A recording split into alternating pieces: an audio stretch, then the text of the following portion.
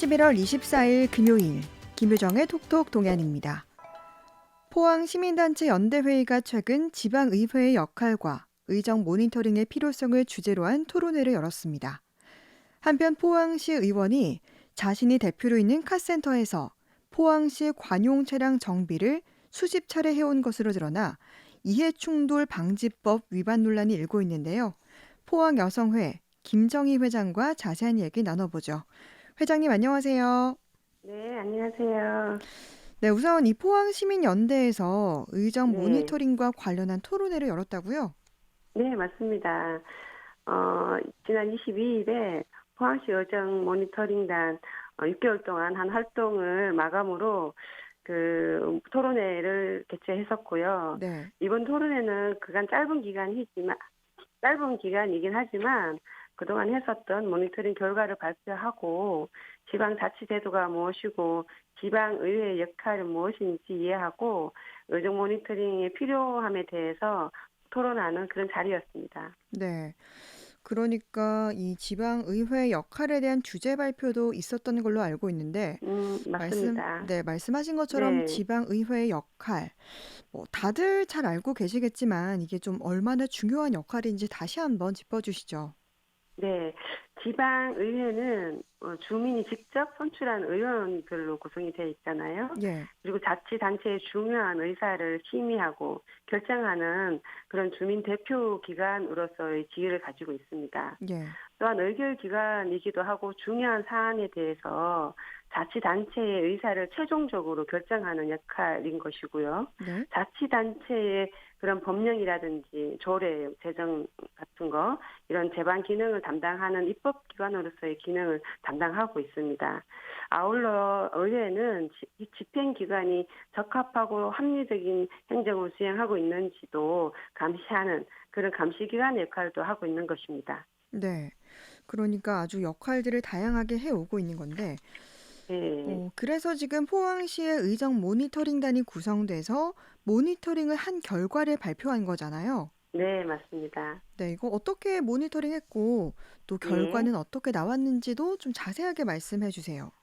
네, 저희가 사실 올 6월부터 사실 활동을 하긴 했지만, 네, 단원이 조금 수가 적고, 기간도 짧았고 해서 많은 부분을 볼 수는 없었습니다. 그런 한계는 있었지만, 네, 그래서 첫 시작이고 짧은 기간이긴 하지만, 본의회, 방청을 총 7회 정도 했었고요. 네, 그런데 이제 상임위별 회의가 있었는데, 그 회의에 들어가는 거를 거부당해서 어, 상임위 방청을 못 들여다보는 그런 문제점도 있었고요. 네, 그리고 의원들이 5분 발언한 내용 목록을 가지고 이 부분에서 이제 어떤 정책들을 주로 이야기하는지 뭐 그런 걸 좀 분석했고요.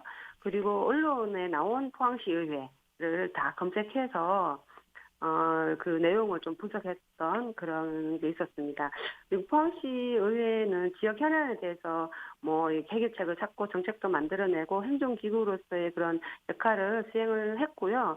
근데 이제 뭐 5분 발언에서 저희가 이제 분석을 한 내용을 보면 네, 지역 개발이라든지 경제 활성화, 뭐 포수과 관련된 내용, 지역민들의 민생에 대한 이 내용이 주로 있었긴 했지만 네, 개발과 경제 활성화 부분이 좀 많았고요. 음, 그리고 그런데 취약계층이라든지 뭐 장애인, 노인, 청소년, 뭐 이주, 노동 이와 관련된 주제는 한 건도 나오지 않았어요. 네, 그래서 그런 아쉬운 점이 좀 있었고요.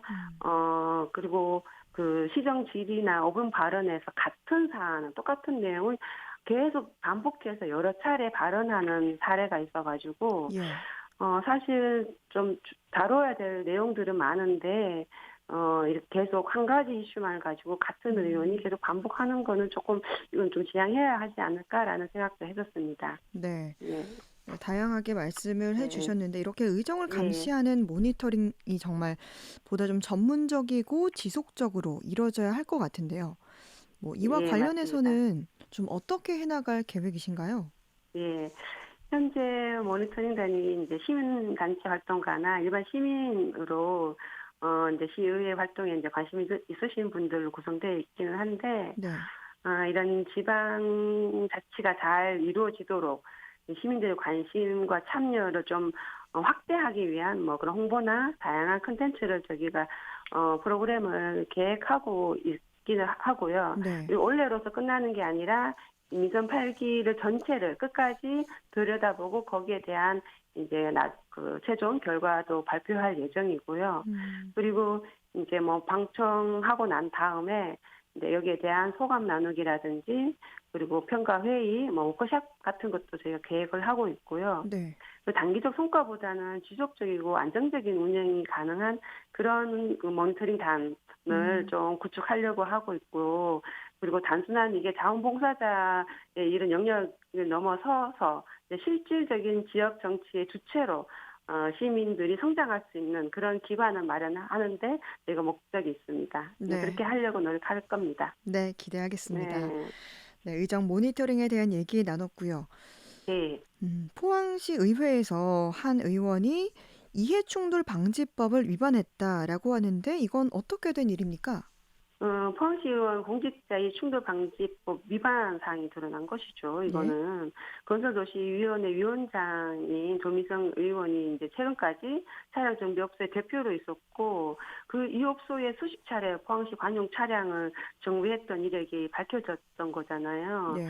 이번이 처음이 아니고 지난번 건도 그 있어서 이런 이 포항시 의회 의원들의 이런 그 이해충돌 방지법 위반 내용에 대해서 저는 심각한 사안이라고 보고 있습니다. 네. 그러니까 이런 행위가 이제 이해충돌 방지법을 위반한 건데요. 이 네, 이해충돌 맞죠. 방지법에 대해서도 좀 설명을 해주시죠. 아, 네. 이해충돌 방지법은 지난해 그렇게 2022년 5월부터 시행이 된 법입니다. 공직자의 직무 수행과 관련해서 발생할 수 있는 이해충돌을 방지하기 위한 법률로 공직자가 직무상 취득한 정보를 이용해서 사적인 이익을 취득하거나 직무상 지위를 이용하여 부당한 이익을 제공하는 것을 금지하기 위해서 제정되었고요. 네. 공정한 직무 수행을 보장하고 공공기관에 대한 국민의 신뢰를 확보하기 위한 법이고, 우리 사회가 좀 더 공정하고 정의로운 사회를 구현하기 위해서 아주 중요한 법이라고 보시면 됩니다. 네. 그러니까 지금 이게 사실 굉장히 중요한 부분인데요. 그렇죠. 네. 근데 포항시의 뭐 해당 부서나 조의원이 이를 몰랐을 리가 없었을 것 같은데 어떻습니까? 글쎄 몰랐다고 보이지는 않지만, 몰랐다면 그건 진짜 무지인 거고 왜 자격이 있는지가 의심이 되는 내용이기도 하죠. 네, 시의원이 지방의회 소관 위원회와 행정사무감사 등의 직무를 수행하는 것인데, 이 사적 이해 관계자인 날로부터 14일 이내에 소속 기관장에게 신고하고 회피 신청해야 되는 것이거든요. 네네. 그런데 조 의원은 사적 이해 관계자로 신고 하고 위원장직을 물러나야 했는데 그렇게 하지 않았고, 네. 상임위원회도 회피 신청을 해야 했지만 1년 넘도록 지금 직무를 유지하고 있기 때문에 이건 아주 문제라고 보고 있고요. 네. 정작 당사자는 여기에 대한 심각성을 못 느끼고 있는 것 같다는 생각이 들었습니다. 네. 그런데 이제 또 조민석 의원의 입장을 보니까 해명을 보니까 네, 이거는 뭐 처남이 운영하는 업체고 본인 네. 명의를 미처 변경하지 못해서 일어난 일이다. 그리고 음, 논란이 있고 나서는 바로 변경을 했다. 이렇게 얘기하고 있는데 이건 좀 어떻게 보십니까? 네, 그 사전에 넘겼다고 하는데 최근까지 그 영수증을 보면 대표직으로 있었고 천안 또한 가족이기 때문에 이건 네. 이웃 충돌에 해당한다고 보거든요. 네. 그 정비업소에 관용 차량이 50회 이상 정비한 이력이 나왔잖아요. 네. 그 대표 변경만의 문제는 아니라고 저는 보고 있고, 음. 그리고 이제 근본적인 이런 문제 의식이 없다는 거. 그리고 지금 아직 홈페이지에 가면 그 건설도시위원회 위원장으로 아직 있어요. 음. 바뀌지도 않았고, 네. 그래서 이거는 정말 이렇게 이제 언론에서도 나오고 시민들이 다 알게 된 상황에서 빠른 조치를 해야 되는데 그 부분이 전혀 되고 있지 않고, 이거는 그 시의회 차원에서 윤리특위에서 감사를 실시하고, 그리고 시에서도 이 부분에 대해서 감사를 해야 된다고 보고 있고요.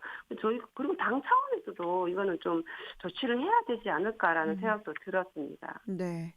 음, 앞서 뭐 잠깐 얘기하셨지만 포항시 의회에서도 전에도 이런 좀 이해 충돌 문제가 있었다고요? 네, 맞습니다. 지난 9월이었죠.